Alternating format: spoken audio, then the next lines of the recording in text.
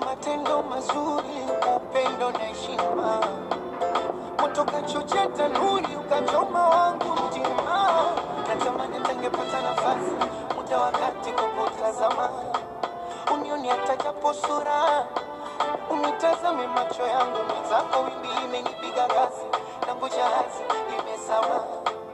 Mnyonge mwana sanura, undo likuwa furaha yangu.